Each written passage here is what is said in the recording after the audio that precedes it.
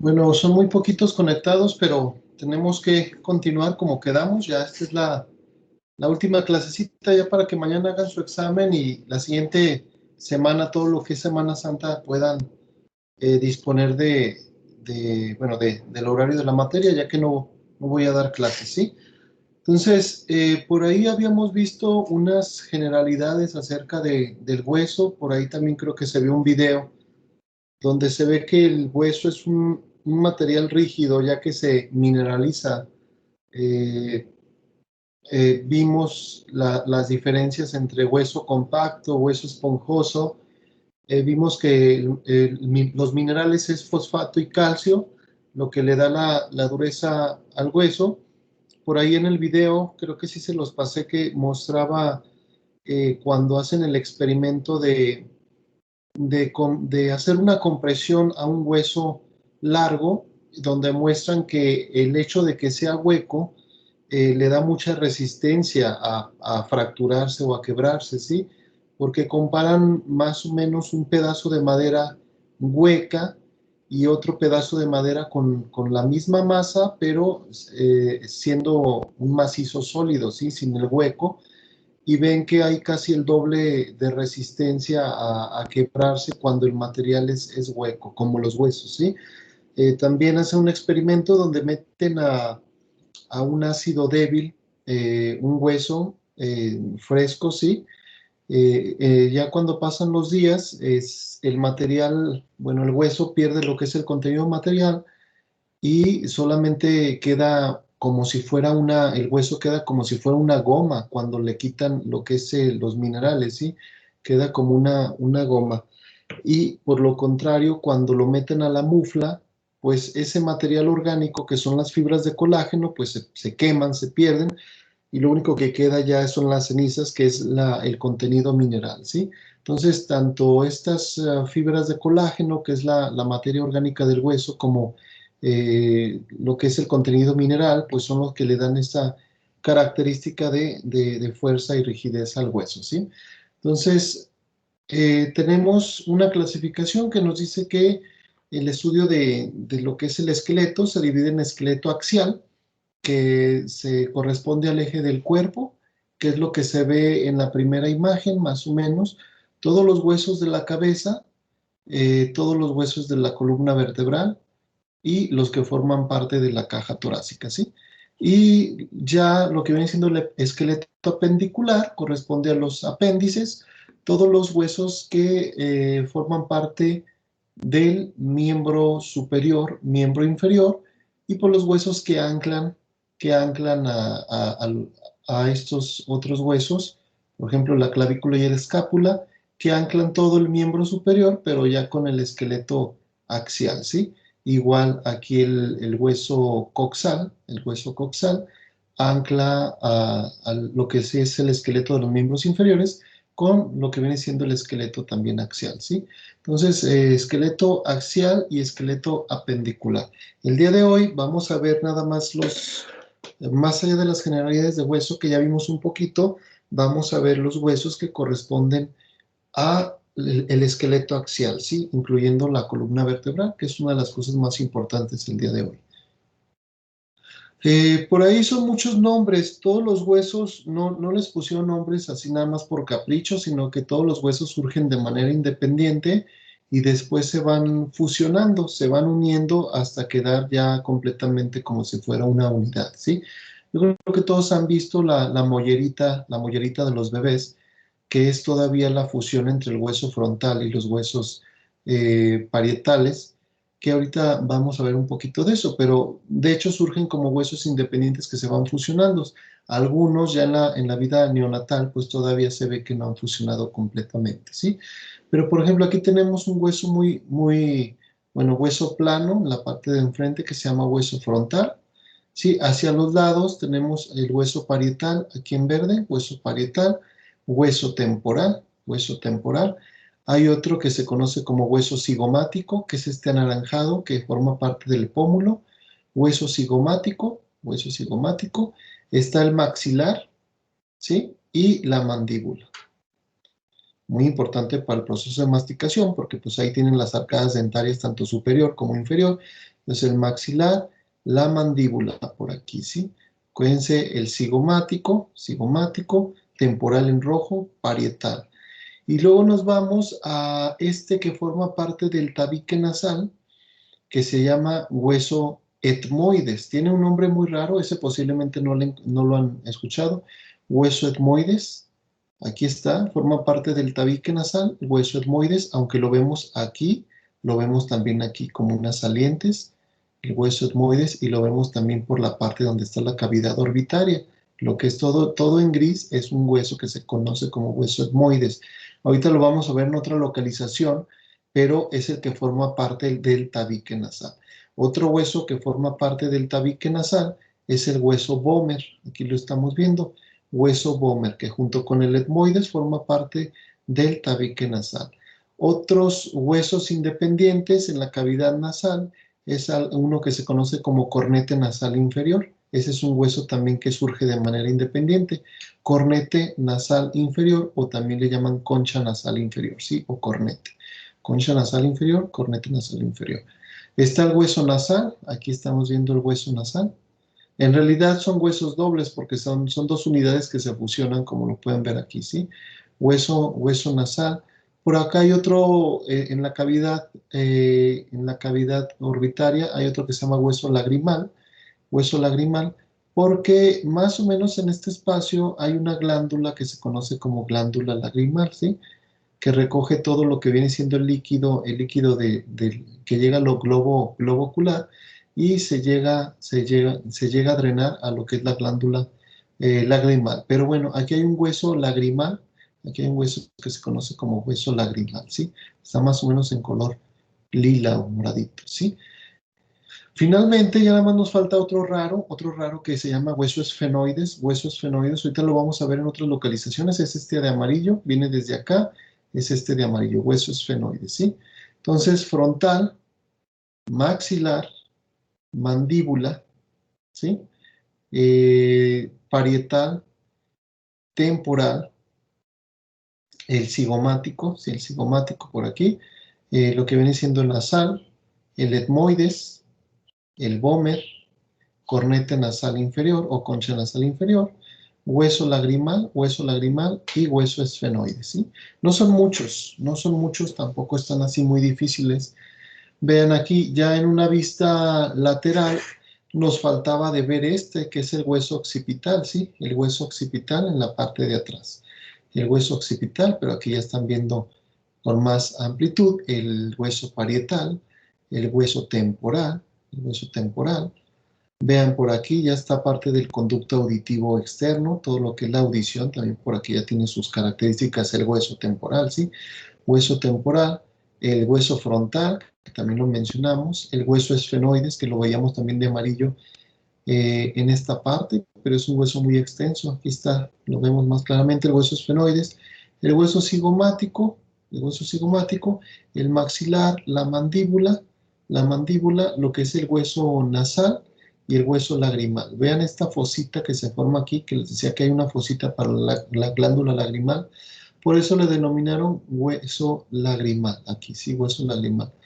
Vean cómo articula la mandíbula, aquí en este sitio, cómo articula la mandíbula con lo que viene siendo el hueso temporal, ¿sí? Por eso se le llama articulación temporomandibular, porque se da entre el hueso temporal y la mandíbula. Obviamente, ¿quién mueve esos huesos? Pues van a ser los músculos insertados por aquí, ¿sí? Entonces, pero ahí se ve el hueso temporal y la mandíbula, igual las arcadas dentarias, ¿sí? Entonces, no es tan difícil, realmente no son muchos huesos. Y, por ejemplo, aquí tenemos el concepto de lo que es el exocráneo que es este, y el endocráneo. ¿Por qué endocráneo? ¿Por qué exocráneo? El endocráneo porque aquí va a venir a alojarse lo que es el encéfalo, ¿sí? Los hemisferios cerebrales, aquí van a caer los hemisferios cerebrales. Pero podemos ver muchas cosas, por ejemplo, ese hueso esfenoides que lo vimos en amarillo desde las otras veces, pues es un hueso muy amplio, tiene como una forma de murciélago realmente. Si lo vieran por acá, tiene como una forma de murciélago ya en toda su amplitud. Aquí tiene una estructura que se llama, Le llaman silla turca del hueso esfenoides. No sé cómo sea una silla turca, pero pues es el concepto donde una descripción estructural, le llaman silla turca, y aquí viene y reposa lo que es la glándula hipófisis. La glándula hipófisis o la pituitaria, que seguramente han escuchado la glándula hipófisis o pituitaria, porque es una glándula muy importante que sus hormonas regulan a todas las otras glándulas, ¿sí? Incluyendo los testículos, los ovarios, que son glándulas sexuales, pero la hipófisis es como la glándula maestra, ¿sí? Y cae aquí en el esfenoides, en esta parte que se llama silla turca del hueso esfenoides, ¿sí? Aquí el occipital tiene un agujero el hueso occipital, le llaman agujero magno del hueso occipital, ¿sí? Y ese agujero magno, por ahí termina el tallo cerebral y empieza la médula espinal en ese agujero magno del hueso occipital, ¿sí? Entonces, ¿qué estructura pasa por ahí? Bueno, pues termina el tallo cerebral y se continúa como médula espinal, ¿sí? Aquí es muy importante, es el hueso etmoides. El hueso etmoides, viéndolo, le llaman lámina cribosa. No sé qué, creo que el concepto de criba tiene que ver con la cuestión de perforaciones, ¿sí? Pero le llaman lámina cribosa del hueso etmoides. En esos agujeritos van a pasar las fibras nerviosas que van a dar origen al nervio craneal 1, que es el nervio olfatorio, ¿sí? Entonces, las fibras nerviosas que pasan por que pasan por esos agujeritos en la lámina cribosa del hueso etmoides, son fibras nerviosas sensitivas que van a dar el sentido del olfato, ¿sí? Por eso es muy importante esta lámina cribosa del hueso etmoides, porque por ahí en estos agujeritos pasan las fibras nerviosas que van a dar el sentido del olfato, ¿sí? Aquí estamos viendo pues el hueso frontal, el hueso esfenoides, el hueso occipital, el hueso parietal en verde, el hueso lo que es el temporal, ¿sí? Por aquí adentro va a haber todo lo que es el sistema de audición, por aquí, más o menos por aquí adentro, ¿sí? Entonces este es el endocráneo porque ahí va a llegar a sentarse lo que viene siendo todo el encéfalo, ¿sí? Hemisferios cerebrales y tallo cerebral van a estar alojados en el endocráneo. Pero si le damos la vuelta, vamos a poder ver esto, ¿sí? Otras características. Por ejemplo, la arcada dentaria. Ahí creo que ya se trabó esto. La arcada dentaria de lo que es el hueso maxilar. Vean que el hueso maxilar también surge de dos huesos que se fusionan, ¿sí?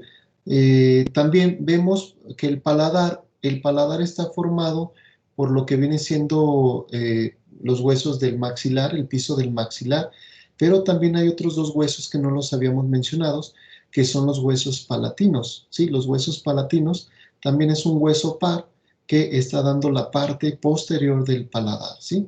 Del paladar. Entonces aquí está el paladar formado por el hueso maxilar y los huesos palatinos. Habíamos mencionado el hueso Bomer que va desde la parte anterior hacia la parte posterior. Aquí abriendo hay unas aberturas por donde va a pasar el aire hacia la nasofaringe, ¿sí? Entonces aquí sigue viendo el Bomer. Ay, pues se trabó, chicos. Déjenme ver si se destraba en un ratito. No sé por qué pasó, pero bueno.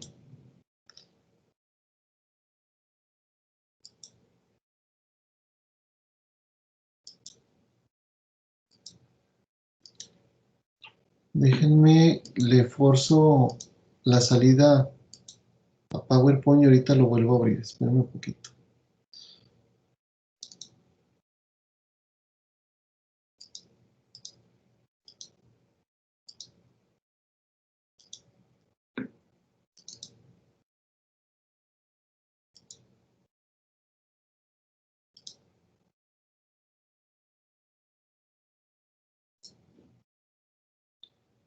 Ok, entonces nos quedamos viendo esto. Entonces en el exocráneo pueden ver también, les decía, los huesos del paladar, tanto en la parte anterior, pues es el piso del hueso maxilar, pero estos no los habíamos mencionado, que son los huesos palatinos también. Fíjense que son huesos independientes porque aquí se ven las suturas, sí, las suturas que ya desde la etapa fetal se van formando, ¿sí? Entonces están los huesos palatinos, está el hueso Bomer, que ya habíamos dicho que forma parte del tabique nasal, pero va desde la parte anterior hacia la parte posterior donde se forman estas estructuras, que es las aberturas posteriores donde va a pasar el aire hacia la nasofaringe, ¿sí? Aquí estamos viendo el agujero magno del hueso occipital. Entonces, bueno, y aquí estamos viendo perfectamente cómo se dan esas suturas y cómo es más o menos cómo es el cráneo de lo que son los recién nacidos, ¿sí? O la etapa fetal, ya en sus etapas finales de la etapa fetal. Vean esto si lo han visto ustedes en los bebés, lo que es la mollera. En anatomía le llaman que la fontanela, ¿sí? Pero es porque todavía no cierra completamente el hueso frontal con respecto a los huesos parietales. Ya más o menos al año se va a cerrar completamente, van a fusionar esos huesos y va a quedar sellada esa abertura, ¿sí? Llena de tejido fibroso, llena de fibras de colágeno, pero ya cuando se fusionan los huesos queda como si fuera una unidad.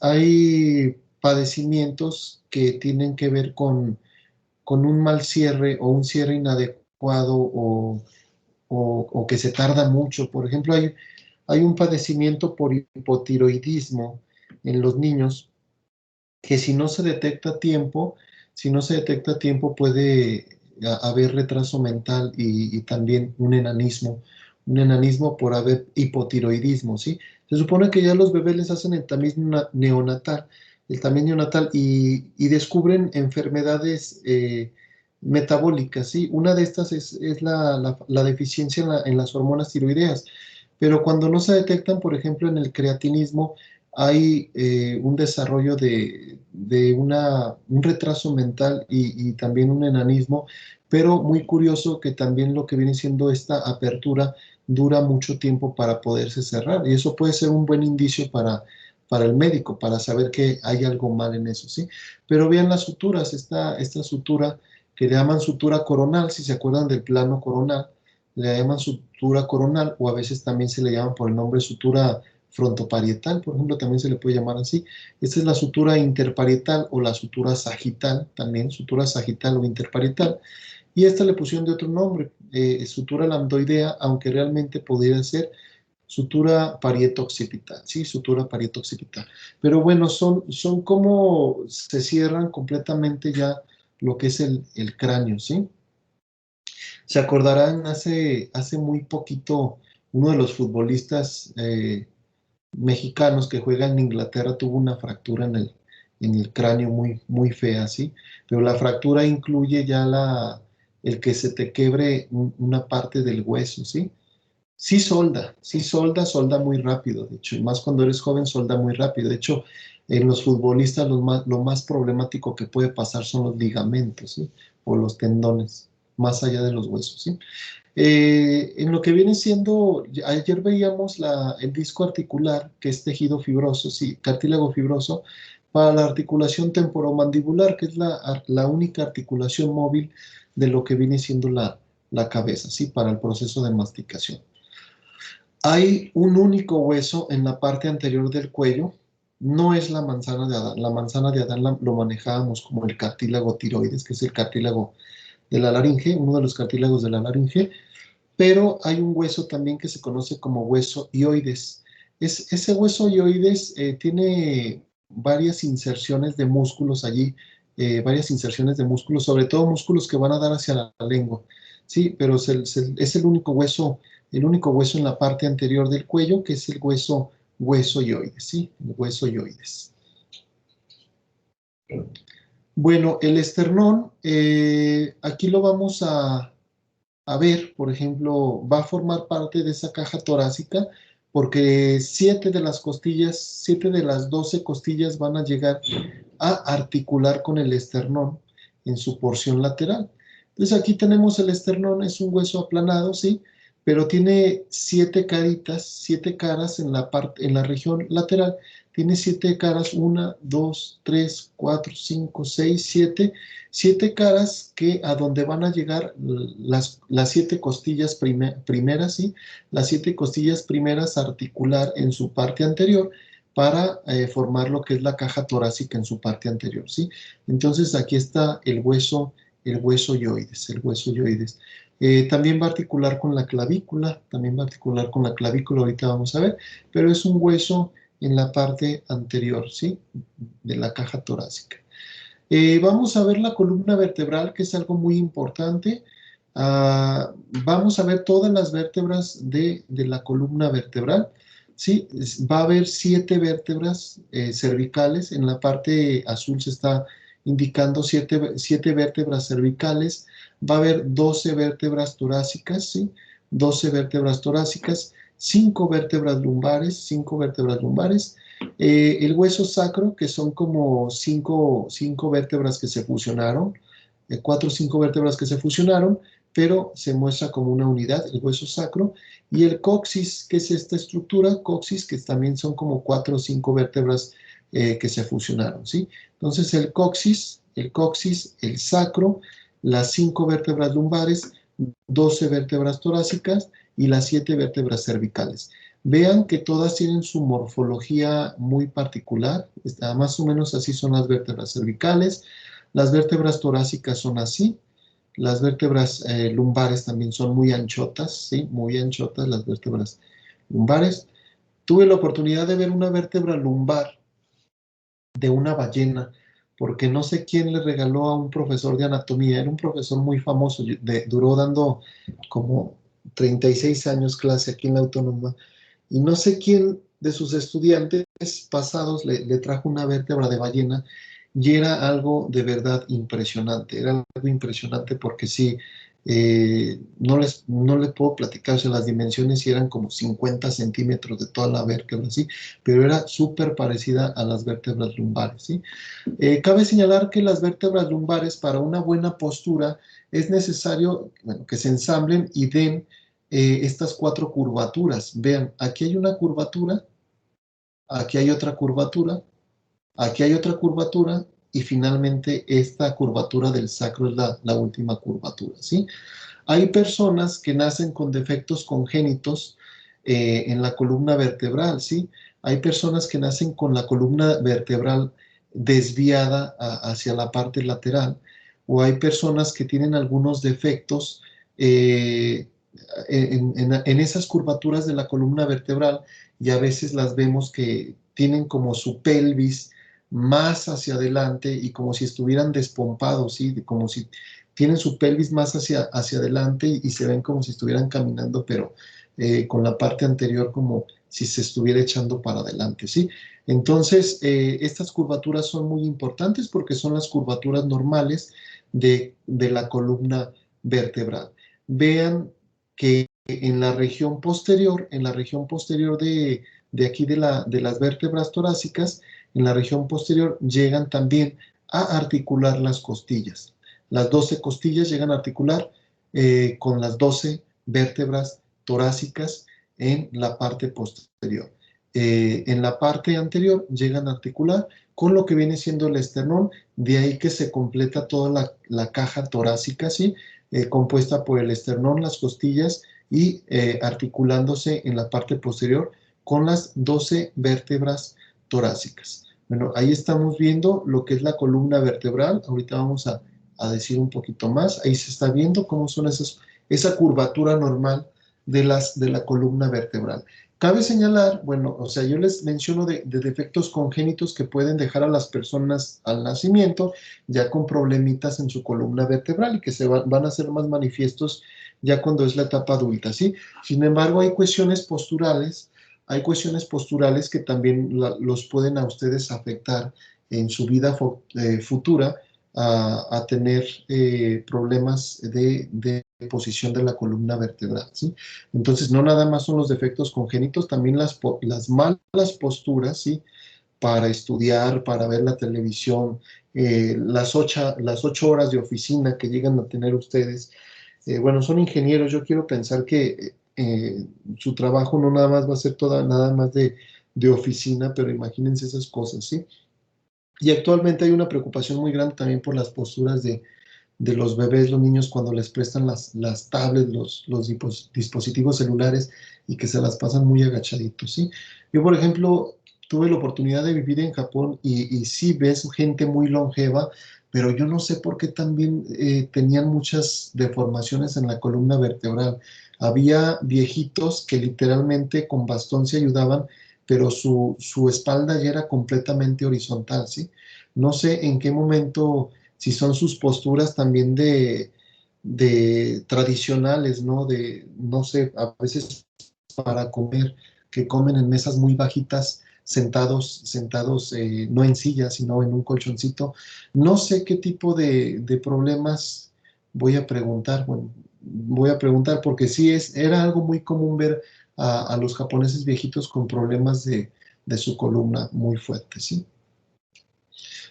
Entonces, bueno, hay partes de lo que vienen siendo las vértebras muy importantes. Por ejemplo, aquí está el cuerpo vertebral. Está el cuerpo vertebral. Hay una saliente, si se fijan, aquí hay una saliente, aquí hay una saliente, aquí hay una saliente. A esta saliente, que es la que se tocan ustedes en la espalda, sobre todo para más o menos a la altura donde termina el cuello y empieza la espalda, porque son las vértebras más salientes, hay unas estructuras que se llaman apófisis. Y esta apófisis se le llama apófisis espinosa. Se les afiguró como si fuera una espina, ¿sí? Apófisis espinosa, y a estas apófisis se les llaman apófisis transversas, ¿sí? Apófisis transversas y apófisis espinosa, que es lo que se tocan en la parte anterior en su espalda. Sobre todo las personas que son más flaquitas se les ve muy bien las apófisis espinosas de su vértebra. Entonces, cuerpo vertebral, apófisis espinosa, apófisis transversas, que son estas, y el agujero vertebral. Ya se acordarán que por el agujero vertebral va a pasar lo que viene siendo la médula espinal, ¿sí? La médula espinal. Las características son muy particulares para las dos primeras vértebras cervicales que le llaman atlas y a la segunda le llaman axis. Vértebra cervical C1, vértebra cervical C2. Tienen características muy, pero muy particulares que otras vértebras no tienen. Le llaman atlas a la vértebra C1 porque lo comparan con el personaje de la mitología griega que cargaba al mundo, ¿sí?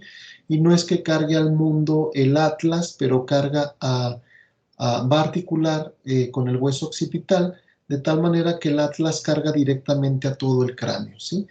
Aquí articula el hueso occipital, una parte del hueso occipital. Déjenme ver si la hallo. Esta parte del hueso occipital, esta parte del hueso occipital va a articular